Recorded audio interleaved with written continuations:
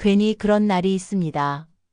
평생을 함께 산 사람의 얼굴이 어느 순간 낯설게 느껴지는 날. 당신은 최선을 다해 왔다고 믿어왔습니다. 가장을 지키는 일, 무너지지 않는 어깨가 되는 일, 말 대신 책임으로 사랑을 증명하는 일. 그런데 어느 날 아내의 얼굴에서 기쁨 대신 조용한 의무감이 먼저 보였습니다. 웃고는 있지만 어딘가 닫혀있는 표정. 그 순간 당신의 마음은 설명하기 어려운 방식으로 조용히 내려앉습니다. 나는 분명 최선을 다했는데, 책에서 읽은 대로, 주변에서 들은 조언대로 나름의 방식으로 노력해 왔습니다. 그런데 왜일까요? 왜 당신의 정성은 메아리처럼 되돌아오는 느낌일까요? 어쩌면 우리는 가장 가까운 사람의 마음을 이해하는데 방법은 배웠지만 지도는 펼쳐보지 못했는지도 모릅니다. 그리고 그 지도에는 아내의 마음뿐 아니라 당신 자신의 마음도 아직 표시되지 않은 채 남아 있었을지 모릅니다. 오늘 우리는 누가 더 잘했고 누가 부족했는지를 따지려는 것이 아닙니다. 다만 평생을 책임으로 살아온 남자의 마음과 오래도록 기다려온 여자의 마음이 어디에서 어긋났는지 조용히 들여다보려 합니다. 혹시 지금 이 이야기가 당신의 밤을 조금 건드렸다면 이미 시작은 된 것인지도 모릅니다. 괜히 이상한 게 아닙니다. 노력했는데도 마음이 더 멀어지는 것 같은 순간. 그 장면을 저는 진료실에서 수없이 보았습니다. 안녕하십니까? 저는 분당에서 28년간 부부 성건강 상담과 진료를 해 온 박정은입니다. 그동안 수많은 부부를 만나며 한 가지 반복되는 흐름을 보았습니다. 많은 남편분들이 여성의 몸을 한 지점으로 이해합니다.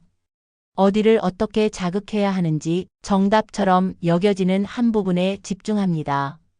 하지만 실제 여성의 감각 체계는 하나의 점이 아니라 여러 감정과 기억, 신뢰와 긴장이 얽혀 있는 네트워크에 가깝습니다. 여성의 신체 반응은 버튼을 누르듯 즉각적으로 켜지는 구조가 아닙니다. 충분한 이완, 심리적 안정감, 관계 속에서 축적된 신뢰, 그리고 단계적으로 열리는 준비 과정. 이 모든 것이 함께 움직일 때 비로소 자연스러운 반응이 시작됩니다. 진료실에서 저는 이런 말을 자주 듣습니다. 원장님, 저는 노력했습니다. 그런데 아내는 거의 반응이 없습니다. 그때 저는 이렇게 설명드립니다.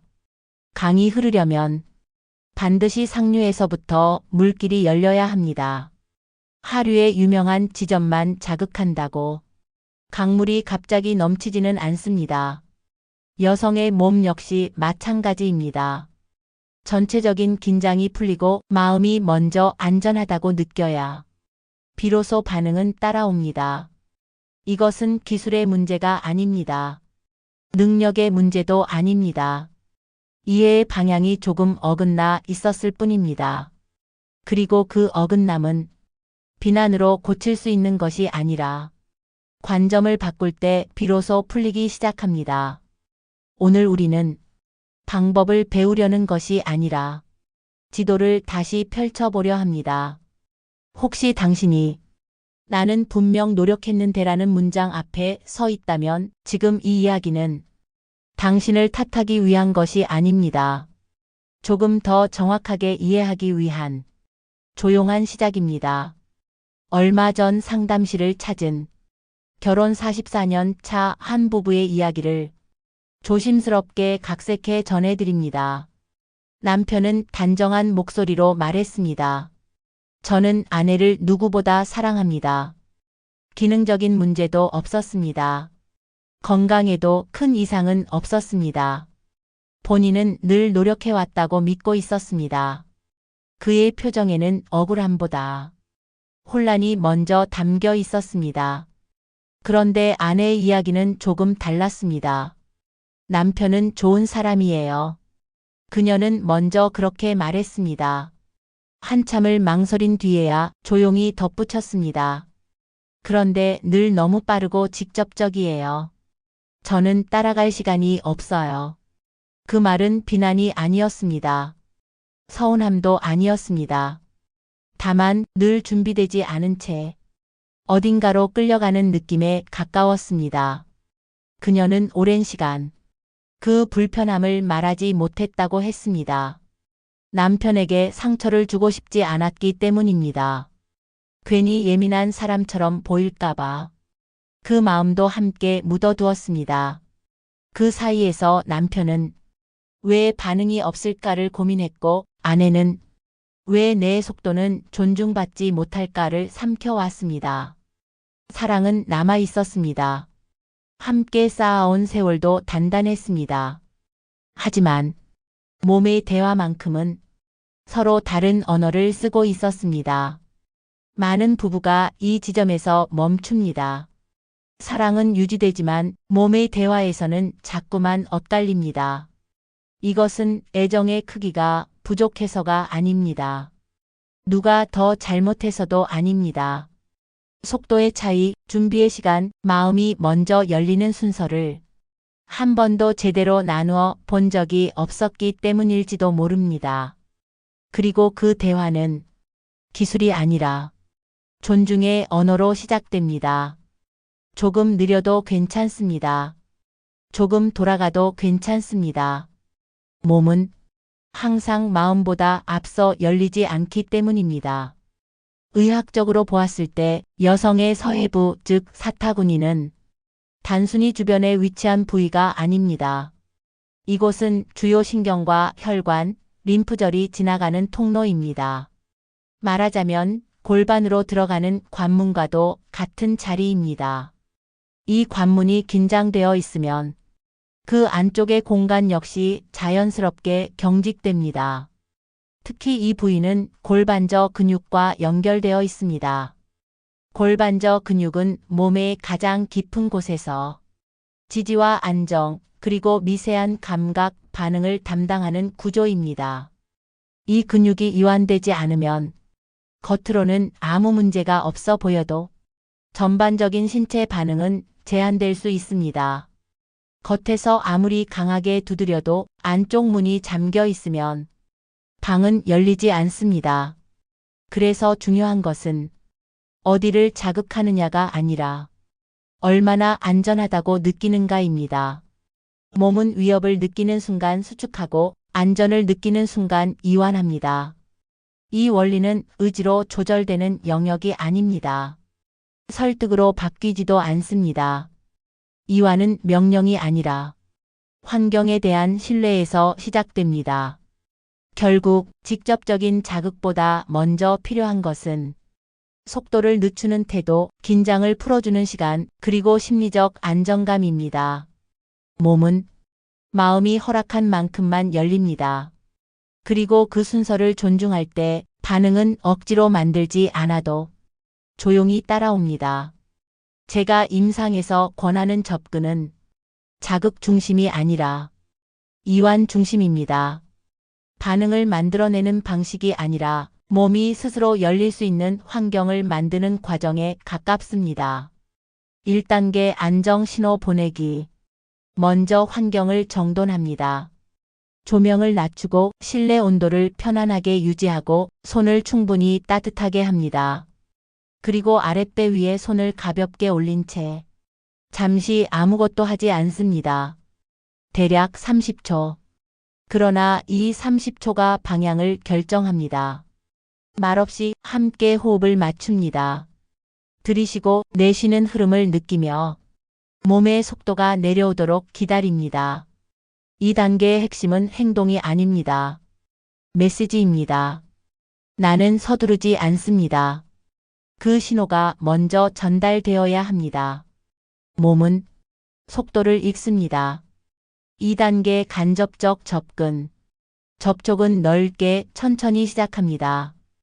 허벅지 바깥쪽에서 안쪽 방향으로 부드럽게 호흡의 리듬에 맞추어 움직입니다. 직접적인 민감 부위는 피합니다. 목표를 향해 곧장 가지 않습니다. 속도는 무엇보다 중요합니다. 조금 느리다 싶을 정도가 적절합니다. 이때 중요한 것은 내가 무엇을 하고 있는가가 아니라 상대의 몸이 어떻게 반응하는가를 읽는 일입니다. 호흡이 깊어지는지, 어깨 힘이 빠지는지, 골반 주변의 긴장이 누그러지는지. 신체는 말보다 먼저 신호를 보냅니다. 그 신호를 기다릴 줄 아는 태도, 그것이 핵심입니다. 3단계 온기 유지.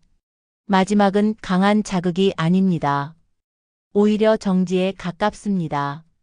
손바닥을 치골 윗부분에 가만히 얹은 채 따뜻함을 유지합니다. 움직임보다 중요한 것은 지속되는 온기입니다. 2단계는 당신은 안전합니다 라는 비언어적 확언에 가깝습니다. 특별한 기술은 없습니다. 다만 안정감이 끊기지 않도록 호흡과 온기를 유지하는 일입니다. 이 세 단계는 단순한 기술적 순서가 아닙니다. 신뢰가 천천히 회복되는 과정입니다. 몸이 경계에서 내려와 관계 안으로 돌아오는 시간입니다. 서두르면 놓치고 기다리면 열립니다. 결국 중요한 것은 얼마나 잘 자극했는가가 아니라 얼마나 깊이 존중했는가입니다. 몸은 존중을 느낄 때 가장 먼저 반응합니다. 기술보다 앞서는 것이 있습니다. 태도입니다. 제가 늘 강조하는 세 가지 마음가짐이 있습니다. 첫째, 속도를 내려놓는 것입니다. 관계에는 각자의 리듬이 있습니다. 내가 익숙한 속도가 상대에게는 부담이 될 수 있습니다. 느려진다는 것은 뒤처지는 것이 아니라 함께 맞춘다는 뜻입니다. 둘째, 손길은 질문이어야 합니다. 확신에 찬 동작이 아니라 괜찮습니까? 라고 묻는 태도.